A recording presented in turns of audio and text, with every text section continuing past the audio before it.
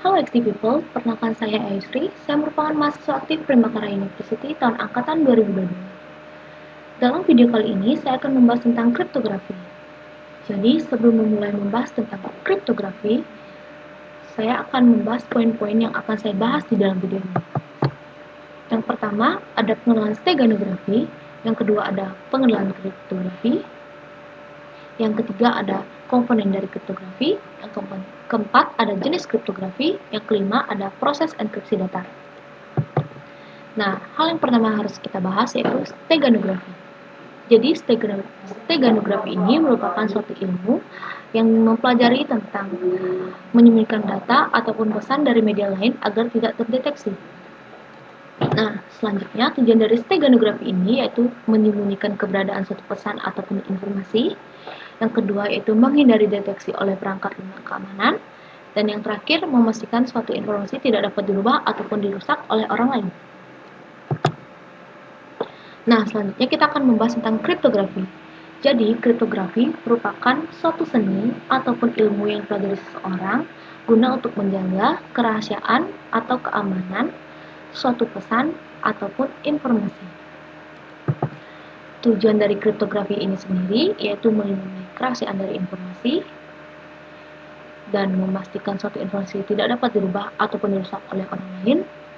Yang terakhir yaitu memastikan perangkat yang mengirimkan informasi. Nah, kita kembali terlebih dahulu. Sebelum kita lanjut, saya akan membahas tentang perbedaan antara kriptografi dan steganografi. Jadi, perbedaannya itu, steganografi yaitu ilmu yang digunakan untuk menyembunyikan suatu pesan atau informasi dari media lain agar tidak terdeteksi, dan sedangkan kriptografi ilmu yang digunakan untuk melindungi atau mengamankan suatu pesan ataupun informasi. Nah, selanjutnya kita akan lanjut ke komponen kriptografi. Jadi, dalam kriptografi ini ada komponen. Nah, itu komponen kriptografi itu dibagi lagi menjadi 3, yaitu ada plain text, ciphertext, dan algoritma serta kunci. Plain text ini merupakan pesan atau informasi yang akan dikirimkan dalam format yang mudah dibaca ataupun mudah dipahami. Dan contoh plain text ini adalah bahasa sehari-hari yang kita gunakan.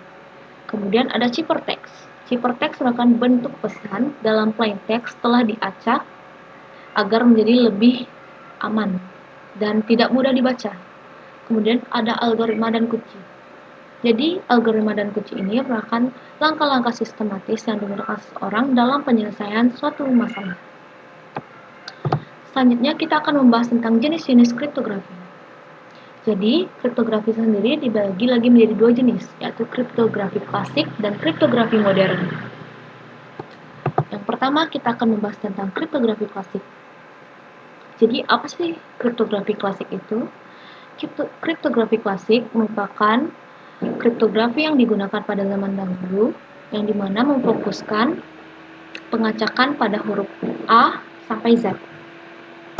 Nah, kriptografi klasik dibagi menjadi 2, yaitu ada kriptografi substitusi dan kriptografi transposisi. Nah, yang pertama kita akan membahas tentang kriptografi substitusi. Kriptografi substitusi ini merupakan jenis kriptografi yang mengganti setiap karakter plain text dengan karakter ciphertext yang berbeda. Nah, proses penggantian karakter ini dilakukan menggunakan kunci, yang dimana kunci tersebut sudah berisikan pasangan karakter plain text dan ciphertext. Nah, contoh dari kriptografi substitusi ini yaitu ada Caesar ciphertext dan Vigener ciphertext serta reverse ciphertext.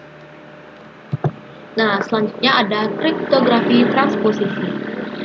Jadi, jenis kriptografi ini mengubah susunan karakter plain text menjadi susunan yang berbeda.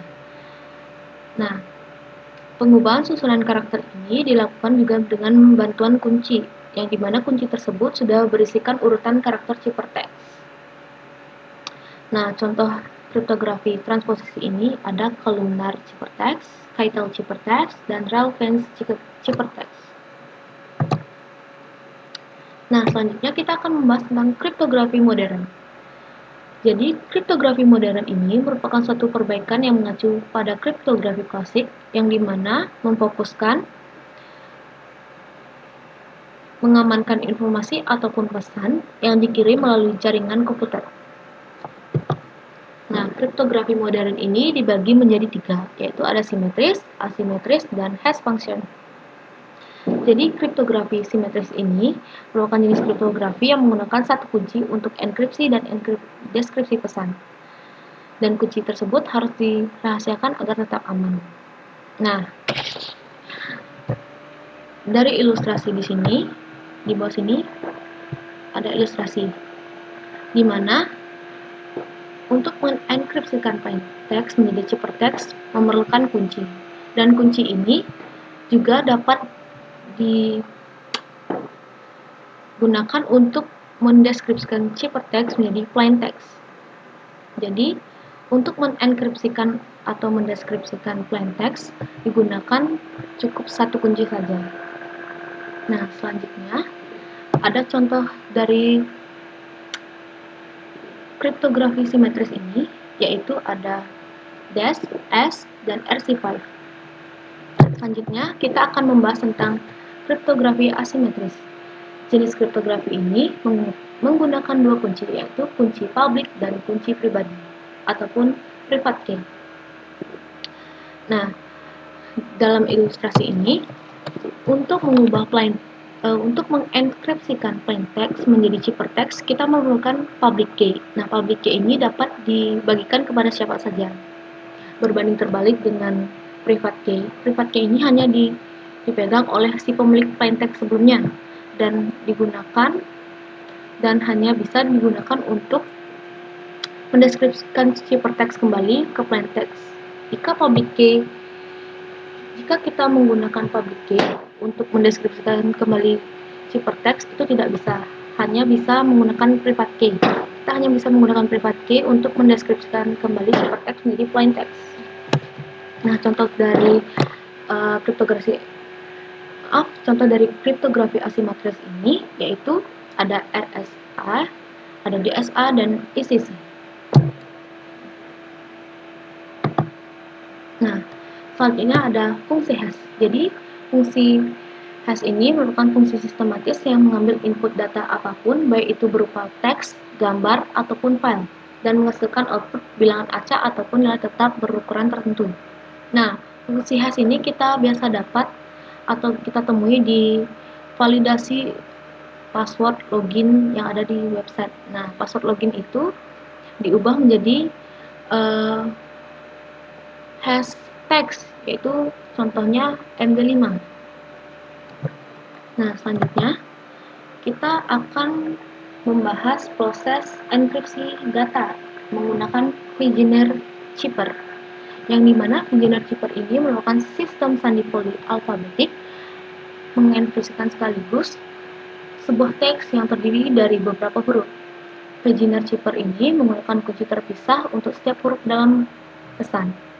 Nah, untuk mengenkripsikan plain text menggunakan Vigenère Cipher ini, kita bisa menggunakan tabel di samping sini ataupun rumus di sini. Nah, kita akan mencoba ya menggunakan tabel terlebih dahulu. Nah, di sini kita akan menggunakan plain text Primakara dan mengubahnya menjadi ciphertext nanti dengan kunci kampus. Jadi note-nya kita di sini, jika key-nya itu lebih pendek daripada plain text, maka key-nya dapat diulang sesuai tabel periodiknya. Nah, di sini kita akan coba KK dengan plain text K.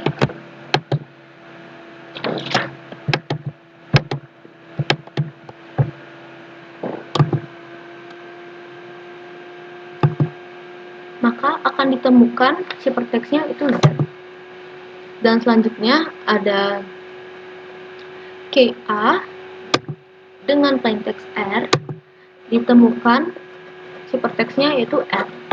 Kemudian KN dengan plain text I, ditemukan ciphertext-nya itu adalah U. Nah, di sini. Dan selanjutnya KP dengan plaintext M ditemukan ciphertextnya itu B. Selanjutnya ada KU dengan plaintext A, maka akan ditemukan ciphertextnya itu U.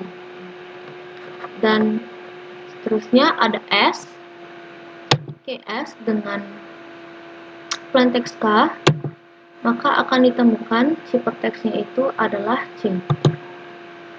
Nah, ini. Kemudian selanjutnya ada KK dengan ciphertext dengan plaintext A, maka akan menghasilkan yaitu ciphertext K.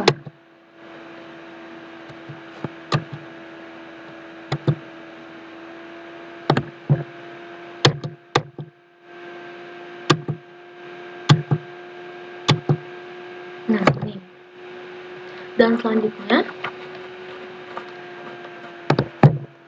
ada KA dengan plaintext R, maka akan menghasilkan ciphertext R. Dan yang terakhir ada KM dengan plaintext A, maka akan menghasilkan ciphertext M. Nah, ini yang terakhir. Maka ciphertext yang terbentuk dari plaintext Primakara dengan kunci kampus yaitu Z R U B U C K R N. Nah, selanjutnya kita akan mencari ciphertext menggunakan rumus tadi. Jadi di sini plaintext itu air dengan kuncinya api. Nah, di sini yang kita taruh di sini adalah indeks karakter dari A ditambah indeks karakter dari plaintext ditambah dengan indeks karakter dari K. Jadi di sini plaintextnya A yaitu dengan indeks karakter 0, indeks karakter A-nya adalah 0, dan K ini adalah A karakternya dan indeks karakternya adalah 0. Nah, ini hasil penjumlahan ini nantinya akan di mod 26. Nah, 0 mod 26 adalah 0, dan 0 ini merupakan indeks karakter dari A. Nah, selanjutnya yang ini juga sama seperti di sini, di sebelahnya tadi, untuk mencari plaintext A dan untuk mencari ciphertext dari A dengan KA. Nah, di sini untuk mencari ciphertext dari I dengan KP, yaitu I indeks karakternya ada 8 dan P indeks karakternya 15, dijumlahkan jadi 23 mod 26 yaitu indeks karakter yaitu 23. Jadi indeks karakter 23 itu adalah X. Kemudian selanjutnya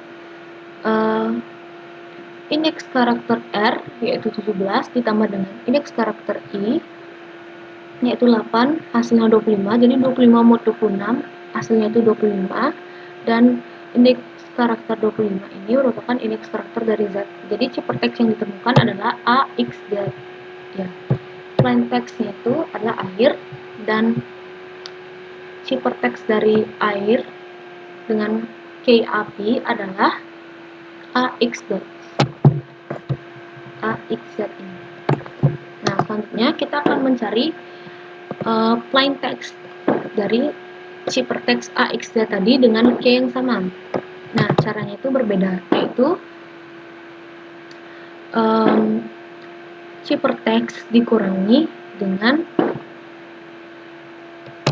K, yang dimana indeks karakter ciphertext ini dikurang dengan indeks karakter K. Jadi 0 dikurang 0 yaitu 0, dan 0 mod 26 hasilnya 0, dan 0 merupakan indeks karakter dari A. Nah, selanjutnya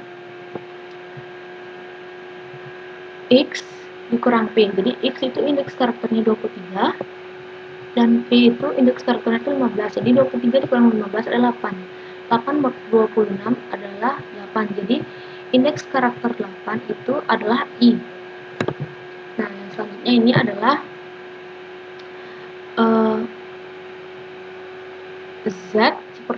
ciperteks Z dikurang KI, yang dimana indeks karakter dari Z ini adalah 25 dan I ini adalah indeks karakternya 8. Jadi 25 dikurang 8 adalah 17 dan 17 mod 26 adalah 17 dan indeks karakter 17 adalah R. Jadi dari ciperteks AXZ dengan kunci API ditemukan preteks air. Nah, sekian dari saya. Maaf jika ada kesalahan kata ataupun ucapan selama dalam video ini. Sekian dan terima kasih.